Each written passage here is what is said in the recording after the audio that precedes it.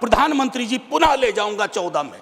बिहार गए थे, बिहार को स्पेशल स्टेटस की बात वो करके आए थे, हाजीपुर, दरभंगा, पटना।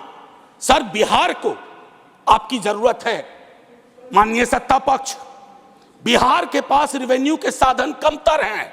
बिहार को लेबर सप्लाई स्टेट के नजरिए से मत देखिए। मैं मानता हूं आपने वो तिलिस्म विकसित कर लिया है कि समस्याओं को एड्रेस किए बगैर भी चुनाव कैसे जीते जा सकते हैं। गरीब की आप फॉरेन एक्सचेंज रिजर्व कुछ भी रख लो, लेकिन अगर गरीब की थाली में ऊपर परिलक्षित नहीं हो रहा है तो फाइल भी किताबी है और गांव भी किताबी। मुफ्त कुछ नहीं होता है सर। मैं कई बार सदन में बोल चुका हूं, अगर 80 करोड़ लोगों को आपको अनाज देना पड़ रहा है तो मुझको अर्थव्यवस्था पर कोई टिप्पणी नहीं करनी है। प्रधानमंत्री जी 14 में जब पहली बार चुने गए तो वो मंदिर मस्जिद की साइज के लिए नहीं चुने गए थे। 2 करोड़ प्रतिवर्ष नौकरियां उनका वादा था कि गांव शहरों के बेरोजगार पर यह ताली कितनी भारी पड़ रही होगी। माननीय प्रोफेसर मनोज कुमार झा जी। माननीय उपसभापति जी, आपका बहुत बहुत धन्यवाद। मैं सिर्फ ये कहना चाहूँगा, आज सुबह जब पता चला कि economic situation in the country पर शॉर्ट ड्यूरेशन डिस्कशन है, तो मुझे कभी नहीं लगा था कि हमारी पूरी बातचीत टैक्सेशन, फॉरेन एक्सचेंज रिजर्व्स और वगैरह वगैरह की चीज़ों में रहेगी। अर्थव्यवस्था का वो एक चेहरा हो सकता है, लेकिन एक जनप्रतिनिधि जो राज्यसभा और लोकसभा में बैठे हुए हैं, उनके लिए आर्थिक परिस्थिति पे जब हम बात करते हैं ना, तो सर सबसे पहले गरीब की थाली नजर आती है। गरीब की आप फॉरेन एक्सचेंज रिजर्व कुछ भी रख लो, लेकिन अगर गरीब की थाली में ऊपर परिलक्षित नहीं हो रहा है तो फाइल भी किताबी है और गांव भी किताबी। मैं सिर्फ, और हाँ बहुत बढ़िया कहा जावड़ेकर साहब ने कहा 80 करोड़ लोगों को, हालांकि मैं उस शब्द का इस्तेमाल नहीं करूंगा कि मुफ्त कुछ नहीं होता है सर। मैं कई बार सदन में बोल चुका हूं, अगर 80 करोड़ लोगों को आपको अनाज देना पड़ रहा है तो मुझको अर्थव्यवस्था पर कोई टिप्पणी नहीं करनी है कि आर्थिक परिस्थिति क्या है, कितनी समावेशी है, वगैरह वगैरह। सर माननीय उपसभापति जी, सुधांशु जी जब बोल रहे थे तालियां बज रही थी सत्ता पक्ष से, बजती भी हैं। अब विजय साई रेड्डी जी को कष्ट हुआ तो उन्होंने कह भी दिया कि ताली क्यों नहीं बजा रहे हो। तो जब सुधांशु जी ताली बजा रहे के वक्तव्य पे ताली बज रही थी तो मुझे लगा कि गांव शहरों के बेरोजगार पर यह ताली कितनी भारी पड़ रही होगी। प्रधानमंत्री जी 14 में जब पहली बार चुने गए तो वो मंदिर मस्जिद की साइज के लिए नहीं चुने गए थे। 2 करोड़ प्रतिवर्ष नौकरियां उनका वादा था। 2 दाहें 20 करोड़।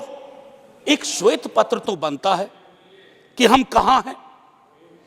सर माननीय उपसभापति महोदय, मैं कुछ चीजें आपके मध्य, क्या ऐसा तो नहीं है कि हम मानव विहीन और मानवीयता विहीन ग्रोथ स्टोरी के पक्ष में भजन गा रहे हैं, करतल ध्वनि कर रहे हैं।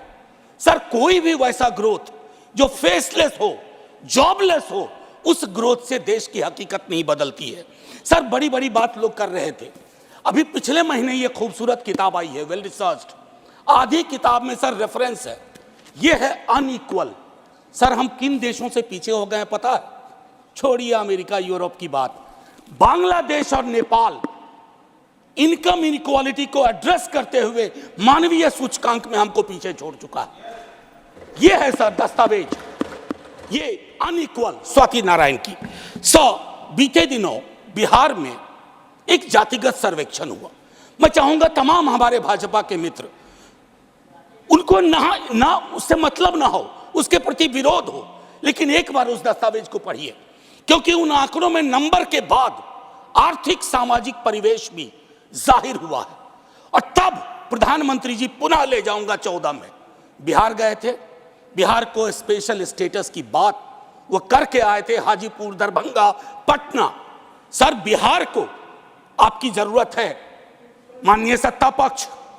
बिहार के पास रेवेन्यू के साधन कमतर हैं।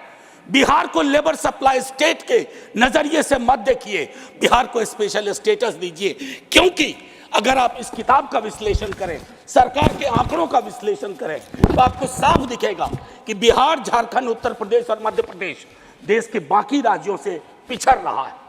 उसके अलावा दूसरा पहलू कहता हूं माननीय उपसभापति महोदय, इस किताब में बाबा साहब भीमराव अंबेडकर को धृत किया गया है नॉर्थ साउथ डिवाइड के संदर्भ में भी, और ये पुरानी बात है सर।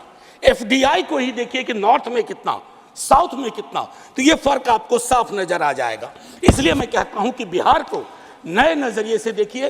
जो शुरुआत वहां के मुख्यमंत्री नीतीश जी, तेजस्वी जी ने की, आप हैंड होल्डिंग करिए और स्पेशल स्टेटस दीजिए। दूसरी चीज सर, अगर मनरेगा में रूरल डिमांड बढ़ रहा है तो रूरल डिस्ट्रेस को एक्नॉलेज करिए। उसको एक्नॉलेज किए बगैर बात नहीं बनेगी। उसको डिनाइल से अब कुछ हासिल नहीं कर पाए। पॉवर्टी इंडेक्स पर आपने कई वर्षों से काम नहीं किया। आप आंकड़ों के बारे में तो इस सरकार का दृष्टिकोण है कि विश्व के टिम्बकटू में अगर एक आंकड़ा पक्ष का कोई बोल दो तो उसको प्रदर्शनी लगा देंगे। अगर कोई आंकड़ा सरकार को असहज करता है तो कहेंगे हम तो इसको मानते ही नहीं है, इनकी तो मेथोडोलॉजी खराब है। साहब नहीं, ये डिफरेंशियल दृष्टिकोण मत रखिए।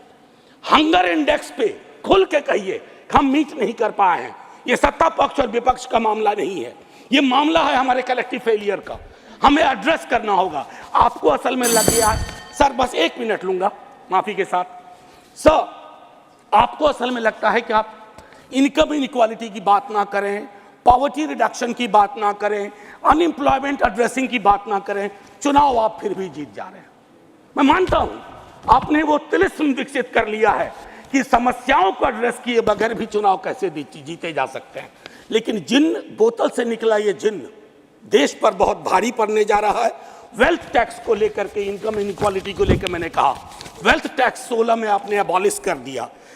किसानों के बारे में सर मैं कहता हूं, आप कहते हैं शेयर बाजार उछल रहा है, बड़ी तारीफ होती है सर। शेयर बाजार उछले और एक किसान आत्महत्या कर ले, एक युवा बेरोजगार आत्महत्या कर ले, तो आप किस चीज को कहेंगे सर? और कुछ नहीं कहना चाहता।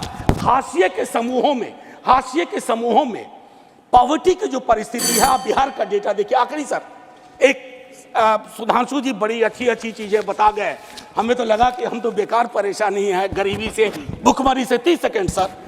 तो मैं आपके माध्यम से अपने मित्रवर्ग को कहता हूं, जब कश्ती साबितो सालिम थी, साहिल की तमन्ना किसको थी? अब ऐसी शिकस्ता कश्ती पे साहिल की तमन्ना कौन करे? जय Hind sir. Thank you. Live Bihar YouTube पर सब्सक्राइब और Facebook पर लाइक जरूर करें।